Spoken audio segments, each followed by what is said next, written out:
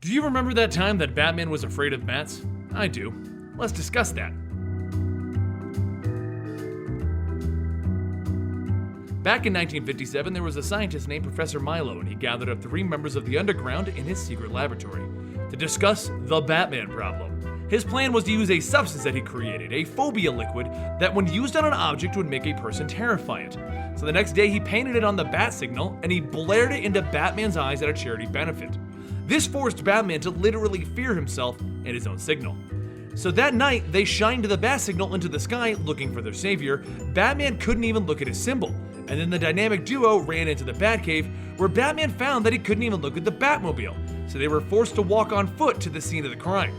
When Batman arrived at the museum to stop the art thieves, he discovered that he couldn't even look at his own Batarang because he went into a sudden panic by looking at it. The thieves then escaped and reported that the phobia liquid worked.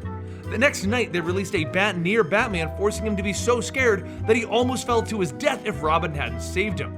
So he and Robin went back to the Batcave, where Batman figured out what happened, that he had been hit with a phobia liquid and was now afraid of bats. So he decided to fake retire, and Robin would take on a new partner, Starman, the alter ego to Batman when he was afraid of himself.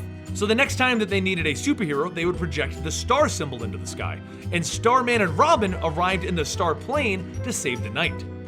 But back at the Star Loft, Starman confides in Robin that he doesn't have long before the crooks figure out everything, and he isn't sure what to do. So Robin asks him if there's a cure for phobias, and Batman tells him that the only way around it is to force a person to face their fear and realize that there is nothing to fear. So Robin ties down Batman and forces him to watch videos of Batman in action until the phobia finally wears off. Starman and Robin then head out and capture the crooks and go to Professor Milo's hideout, where the professor tries to stop Starman by holding up a paper cutout of a bat. Starman then punches the professor through the paper and removes his outfit, showing the Batman one underneath and proving that the phobia is gone. Batman then quickly forgot about his stint as Starman, but the costume does end up in the hands of another real Starman, and a real superhero is born for a short while. Overall, I hope you enjoyed our little adventure into the weirdness of comics. And if you want to chat about this one or any other video on the channel, make sure you follow us on Twitter at Comicstorian or Instagram at Comicstorian. And I'll see you guys next time, right here at that time.